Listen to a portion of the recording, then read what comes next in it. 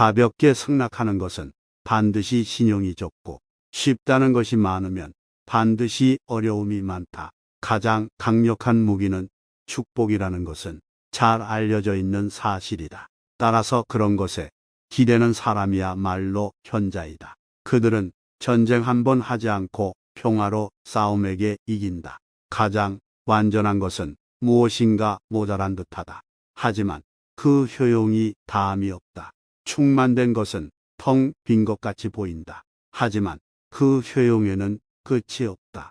크게 고든 것은 굽은 것 같고, 가장 뛰어난 기교는 서툴게 보이며, 뛰어난 웅변은 눌변처럼 들린다. 움직이면 추위를 이길 수 있고, 고요히 있으면 더위를 이길 수 있다. 가장 이상적인 생활 태도는 물과 같은 것이다.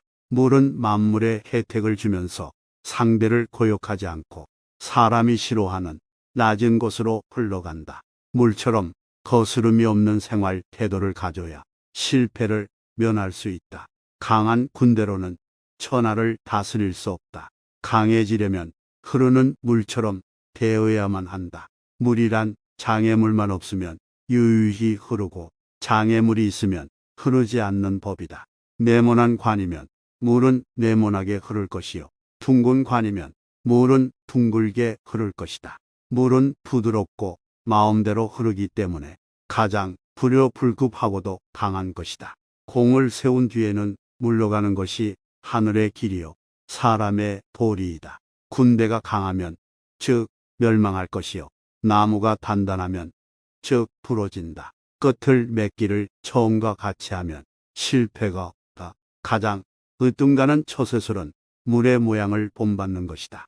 강한 사람이 되고자 한다면 물처럼 되어야 한다. 장애물이 없으면 물은 흐른다. 둑이 가로막으면 물은 멎는다.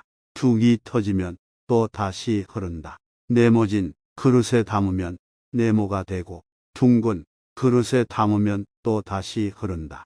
네모진 그릇에 담으면 네모가 되고, 둥근 그릇에 담으면 둥글게 된다. 그토록 겸양하기 때문에 물은 무엇보다 필요하고 또 무엇보다도 강하다. 강하고 큰 것은 아래에 머물고, 부드럽고 약한 것은 위에 있게 되는 것이 자연의 법칙이다. 천하의 지극히 부드러운 것이 천하의 강한 것을 지배한다. 강한 인간이 되고 싶다면 물과 같아야 한다. 고두려거든 몸을 구부리라. 스스로는 드러내지 않는 까닭에 오히려 그 존재가 밝게 나타나며, 스스로를 옳다고 여기지 않는 까닭에 오히려 그 옳음이 드러나며, 스스로를 뽐내지 않는 까닭에 오히려 공을 이루고, 스스로 자랑하지 않는 까닭에 오히려 그 이름이 오래 기억된다. 성인은 다투지 않는 까닭에 천하가 그와 맞서 다툴 수 없는 것이다. 구부리지는 것이 온전히 남는다는 옛말을 믿어라. 진실로 그래야만 사람은 끝까지 온전할 수 있다. 공이 이루어지면 그 속에 살 생각을 마라. 공이 이루어지면 몸은 물러나야 한다. 금욕은 반드시 습관이 되어야 한다. 금욕을 하면 할수록 덕을 그만큼 쌓게 되고, 덕을 많이 쌓은 사람은 억제치 못할 것이 없게 된다.